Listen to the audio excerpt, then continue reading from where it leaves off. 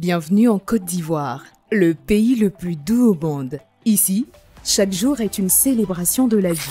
Un autre besoin que tous les jeunes Africains ont, c'est de pouvoir s'insérer professionnellement pour pouvoir vivre dignement. On travaille aussi à faire évoluer la qualité des entrepreneurs et des entreprises pour l'économie de la Côte d'Ivoire. Faire en sorte que 60 jeunes d'Abidjan, des 4 villes de l'intérieur sélectionnés. Pour moi, à la cérémonie de clôture, c'est de voir ces 60 jeunes insérés.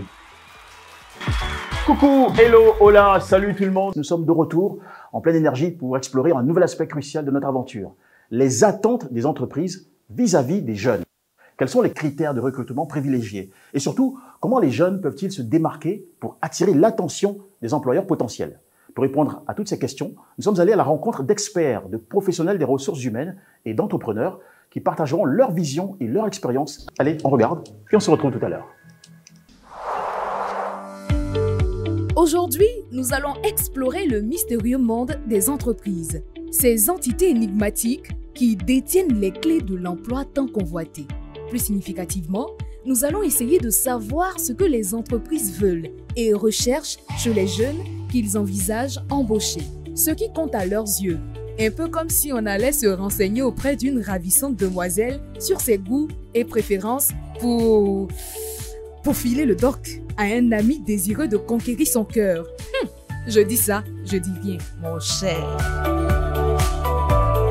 Pour ce faire, nous avons rencontré des chefs d'entreprise et DRH dans 5 villes de la Côte d'Ivoire: Abidjan, Bouaké, Daloa, Korogo et Man.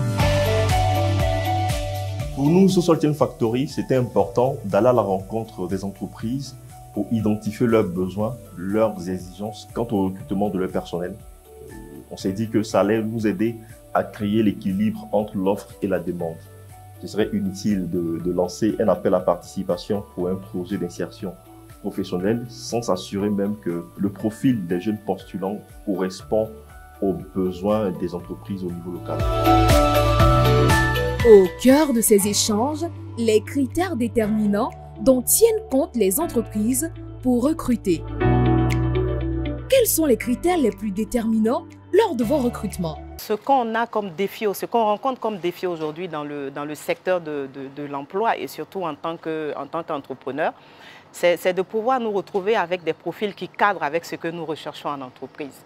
Il y a cette inadéquation ou cette inadaptation entre les profils des candidats et les profils que nous recherchons effectivement et qui peuvent nous permettre d'aller à l'atteinte de nos objectifs.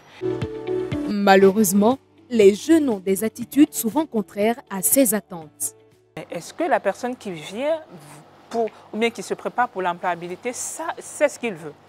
En dehors de la motivation, on sait tous que quand on travaille, il faut avoir une motivation, il faut avoir de la rémunération derrière, mais on a un problème de prise de conscience même des jeunes qui sont à la recherche de l'emploi. Ce n'est pas que d'aller chercher du gagne-pain, mais c'est aussi de savoir, c'est une vente en fait de ses capacités, de ses compétences. Et ces compétences ne sont pas forcément requises.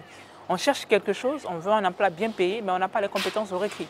On a du mal à aller chercher cette connaissance-là par des formations ou par, bref. Mais on veut tout de suite avoir cette capacité d'avoir un bon boulot et un bon salaire à la fois. C'est très bien pensé parce que je ne vous le cache pas, je le fais aussi.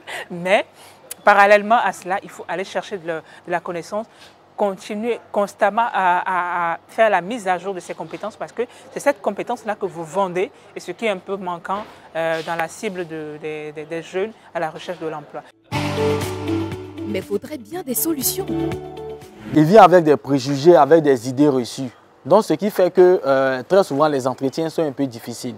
Donc c'est pourquoi on fait très souvent au niveau de l'agence emploi jeune les entretiens diagnostiques afin de permettre à ces jeunes-là de pouvoir dresser un profil professionnel type, de les amener à pouvoir rédiger les outils de recherche tels que les CV, les lettres de motivation, les amener aussi à avoir un regain de confiance pour qu'ils puissent être plus employables dans le milieu professionnel. Je pense que l'élaboration d'une cartographie des opportunités professionnelles est vraiment pertinent et très intéressant parce que ça va permettre déjà à toutes ces jeunesses en quête d'emploi de savoir en fait où chercher, avoir une vision claire de là où ils peuvent avoir les différentes opportunités d'emploi. Parce qu'il y a beaucoup qui cherchent dans le vide. Maintenant qu'il y a une cartographie, ils sauront vraiment où se rediriger, où se diriger vraiment.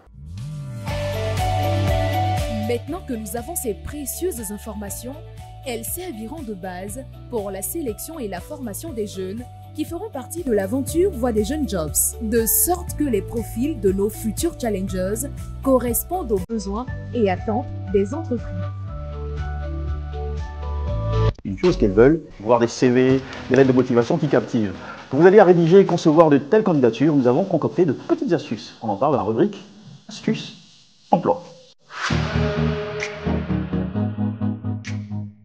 Ravi de vous retrouver dans Astuces Emploi, où nous vous donnons des conseils pratiques pour rendre votre recherche d'emploi plus efficace. On vous dévoile donc dans ce numéro 3 astuces pour réussir la rédaction d'un CV et d'une lettre de motivation. Prenez votre carnet et puis asseyez-vous. Numéro 1, la personnalisation. Adaptez votre CV et votre lettre de motivation à chaque emploi auquel vous postulez. Mettez en évidence les compétences et l'expérience pertinentes pour le poste en question. Numéro 2, la mise en valeur des compétences et des réalisations. Mettez en avant vos compétences clés et vos réalisations dans votre CV. Utilisez des chiffres et des exemples concrets pour illustrer vos réussites passées. Dans votre lettre de motivation, expliquez comment vos compétences et votre expérience répondent aux besoins de l'entreprise et du poste. Numéro 3, la clarté et un contenu sans faute. C'est pas la peine de venir écrire les besoins et puis tu mets pas S à besoin.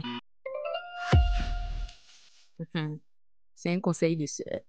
Votre CV doit être clair et facile à lire, avec une structure bien organisée.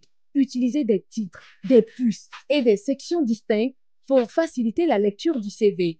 Pour la lettre de motivation, par exemple, soyez concis et allez droit au but, comme Adengra qui a marqué contre le Mali à la 89e minute, 17 secondes. Tu connais? N'oubliez surtout pas de relire attentivement votre CV et votre lettre de motivation pour corriger les fautes d'orthographe et de grammaire. Une présentation impeccable et essentielle pour donner une bonne impression aux recruteurs. Voilà, nous on a fini de te donner des conseils pour faire un CV très haut pour séduire les recruteurs. Le reste là, c'est dans ta main. Et voilà, on ferme les rideaux sur ce deuxième numéro des Voix des jeunes Jobs avec l'immense plaisir de pouvoir vous retrouver très prochainement.